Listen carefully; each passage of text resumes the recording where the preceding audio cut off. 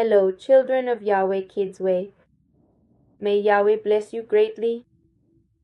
Today we have a new mission. I invite you to join me in learning from the scripture. Today we are going to learn together a very important topic, and it is the power of our words. Did you know that the power of life and death is in our tongue? Life and death are in the power of the tongue, and those who love it will eat its fruit.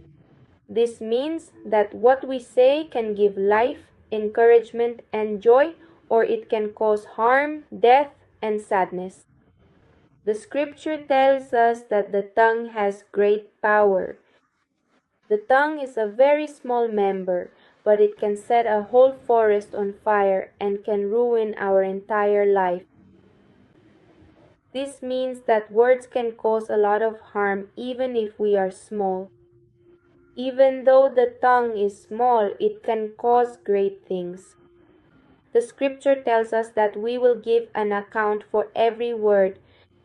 In Matthew chapter 12 verses 36 and 37, it tells us that on the day of judgment we will give an account for every idle word.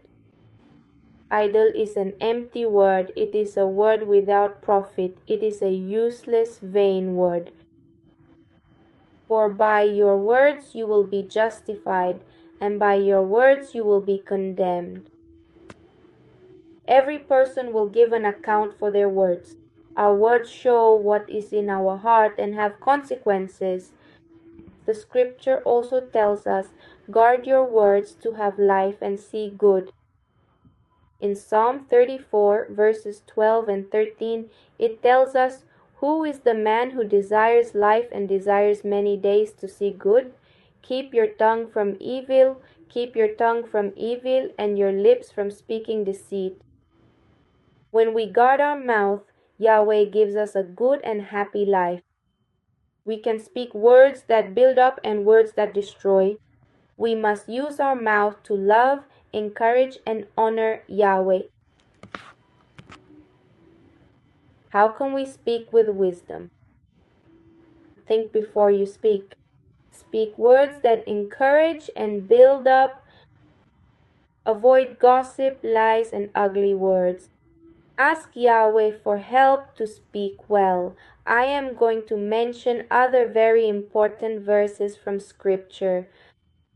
Proverbs 12:18 tells us that there are words that wound like a sword, but the mouth of the wise brings healing. How beautiful, children! How beautiful to know this! This means that an insult can hurt us, but a good word can heal us. In Proverbs 15:4 we see that the perversity of the tongue is a breaking of the spirit. And in Proverbs 10:19 it tells us that sin is not lacking in many words. Whoever restrains their lips is prudent. Here I am going to mention two very important examples. Pay close attention. Have you seen that they put a bit in horses' mouths? What is this for? This is so they obey and we can steer their whole body. Likewise, our tongue also has a frenulum to control it, to restrain it, and to think before speaking. The frenulum helps keep the tongue in its position. Another very important example is a large ship, even though it is driven by strong winds, is steered by a very small rudder. The tongue is placed among our members like the rudder on a ship. Yahweh also tells us in Psalm 34 verses 12 and 13 that we must keep our tongue from evil and our lips from speaking deceit. In the letter to the Ephesians, it tells us, do not let any unwholesome talk come out of your mouths, but only what is helpful for building others up. Here we must ask ourselves, do our words help or hurt? Do my words give life?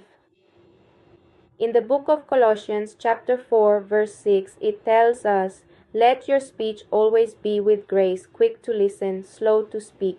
This is a powerful reminder for us to be thoughtful and kind in every conversation we have. In Proverbs 15, we see that the perversity of the tongue is a breaking of the spirit, that a soft answer turns away wrath. Wow, how important, right? How important it is to know this. Scripture says that a gentle tongue is a tree of life. It also says that pleasant words are like honey. In Proverbs 21:23, it tells us that he who guards his mouth and his tongue guards his soul from distress.